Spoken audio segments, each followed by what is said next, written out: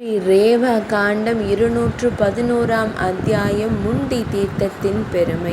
ஸ்ரீ மார்க்கண்டேய முனிவர் கூறினார், நர்மதை நதிக்கரையில் வசிப்பவர்கள் விஷயத்தில் தேவர்களின் தலைவன் செய்த காரியம் முழு உலகிற்கும் மிகவும் ஆச்சரியம் அளிப்பதாக இருந்தது. அதை நான் தங்களுக்கு முழுமையாக விவரிக்கிறேன்.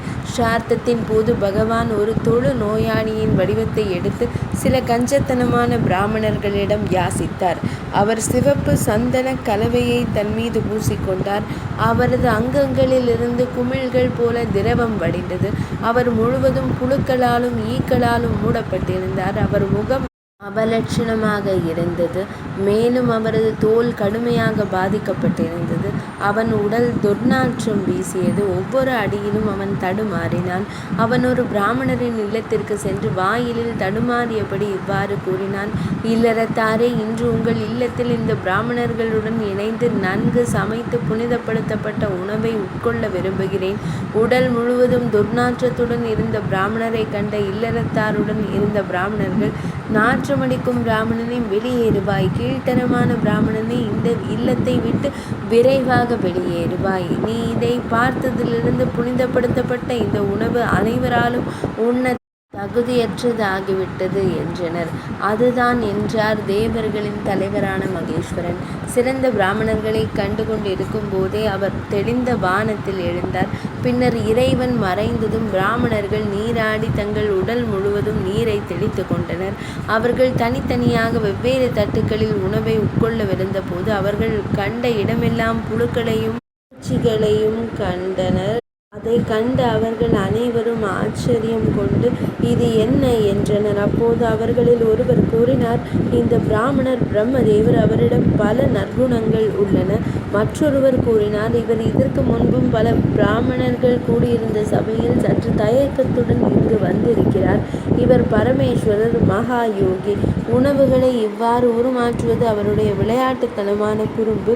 இது நாம் அவரை கண்டித்ததன் விளைவே தவிர வேறு யாருடையதும் அல்ல. விருந்தினரை மதிக்க வேண்டும் என்று சாஸ்திரங்கள் கூறுகின்றன. அவ்வாறு செய்யாவிட்டால் அதன் விளைவு விரும்பத்தகாததாக இருக்கும். அவர் பரமாத்மாவாகவும் குறிப்பாக ஒரு விருந்தினராகவும் இருப்பதால் வணக்கத்திற்குரியவர். ஸ்ரார்த்த நேரத்தில் வரும் விருந்தினரை எவரேனும் மதிக்காவிட்டால் பிசாசுகளும் ராட்சசர்களும் அதை சந்தேகமின்றி பாழாக்கி விடுகிறார்கள். ஒரு விருந்தினரை பொறுத்தவரை அவர் அழகானவரா அல்லது அழகற்றவரா, அழுக்கானவரா அல்லது அழுக்கு ஆடை அணிந்தவரா, யோகீந்திரரா அல்லது சாந்தாளரா என்பதையெல்லாம் நாம் கருத்தில் கொள்ளலாகாது.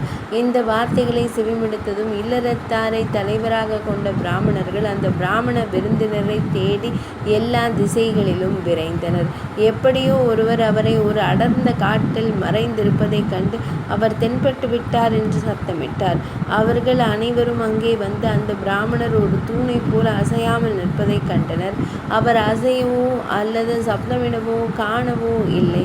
அவர்களில் சிலர் பரிதாபத்துடன் புலம்பினர். மற்றவர்களோ இனிமையான வார்த்தைகளால் பிரார்த்திக்கத் தொடங்கினர். இவ்வாறு மூவிழி கடவுள் புகழப்பட்டார். பின்னர் அவர்கள் வேண்டிக் கொண்டனர், தேவர்களின் தலைவரே, பசியால் வாடும் பிராமணர்களின் சமைத்த உணவு முற்றிலும் கெட்டுவிட்டது. அதை சரி செய்வது உமது கடமையாகும். யுதிஷ்டிர மன்னரே, அந்த பிராமணர்களின் வார்த்தைகளை செவிமடுத்ததும் பகவான் மகிழ்ந்து மிகுந்த கருணையுடன் அவர்களிடம் கூறினார், மேன்மை தங்கியவர்களே, நான் மகிழ்ந்து விட்டேன்.